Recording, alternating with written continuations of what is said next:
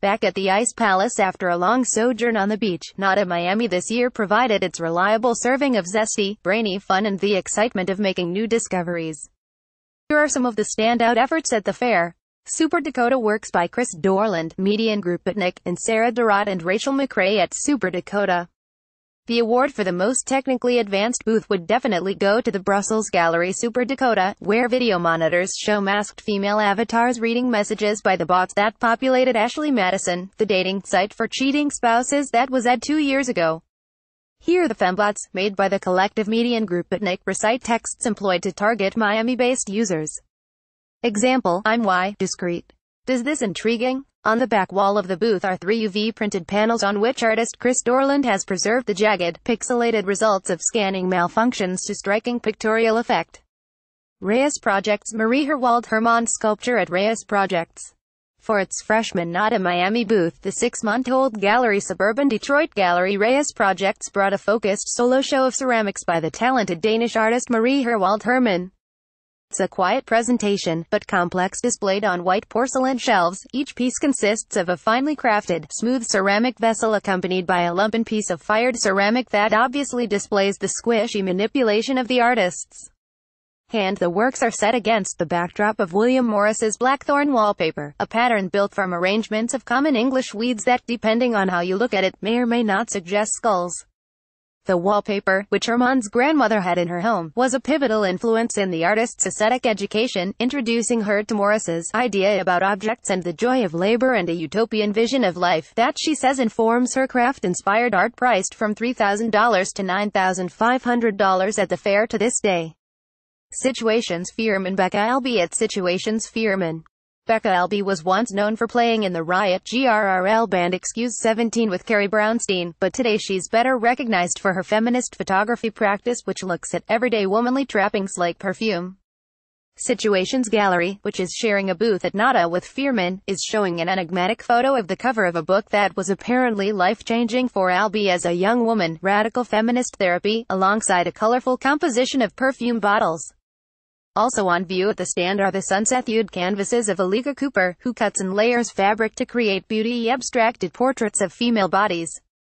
Lomax Kai Christiansen Knowles' painting at Lomax Gallery. Ever since the earth-rattling Christie's auction last month, it has become de rigueur for any cool contemporary art market event to have a salvator mundi of its own, so naturally NADA has one on offer.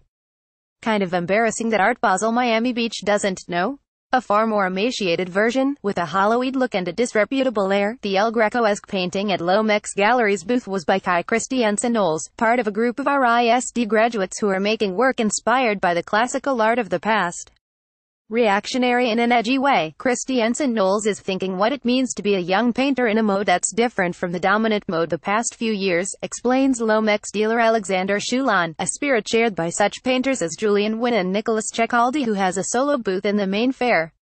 File this aesthetic gambit under it is a crazy that it might just work. Collectors have been responding really well to Kai so far, Shulan said, and the discount Salvator Mundi at the fair sold for about $10,000. Rachel Uffner Gallery painting by Arkman Oro Niles and sculptures by Bianca Beck at Rachel Uffner Gallery. Probably the liveliest and most colorful booth at the fair, Rachel Uffner's presentation commanded attention with adorable ceramic dogs by Sally Saul, an electric twin painting of a man with a glittery pink beard by the rising star Arkman Oro Niles, and neon papier-mâché sculptures by Bianca Beck.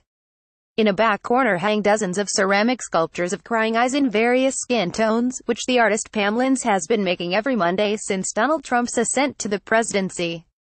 Kyoko Yuri Unishimura at Kyoko Yuri. 35-year-old son of 2 painter parents, Unishimura for years kept his own painting to himself, working in solitude in his studio to set down his gauzy impressions of the world around him, always from memory and in blurred motion.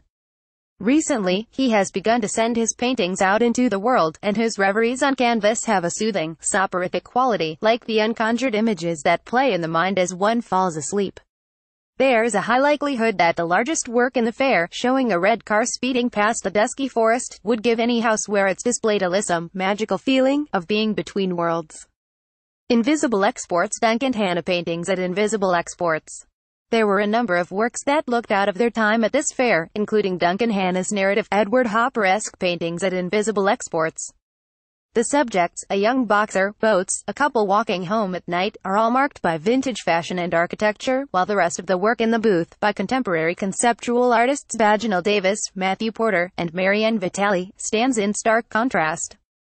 JAG Projects. Hugh Hayden at JAG Projects. The centerpiece of JAG Projects' booth at NADA is a dashboard of a Lexus with, instead of a highly polished wood veneer, a surface of raw wood bristling with so many branches that it would make driving the car slightly problematic. Rich and a paradox and suggesting an angry reckoning with Mother Nature over our gas-guzzling luxury car addiction, the sculpture was made by Hugh Hayden from fallen blue spruce that he gathered in the parks of Harlem, where he is currently earning his MFA at Columbia. At the fair, the piece cost $8,500, and it joins a series of other recent wood pieces, like an unsittable Adirondack chair he installed in Hudson, New York, from Hayden, a multidisciplinary artist who is also known for throwing performative dinner parties that challenge guests with enforced eating restrictions that range from whimsical only spherical foods may be consumed to corporal the diners are handcuffed to each other. Follow ArtNet News on Facebook. Want to stay ahead of the art world? Subscribe to our newsletter to get the breaking news, eye-opening interviews, and incisive critical takes that drive the conversation forward.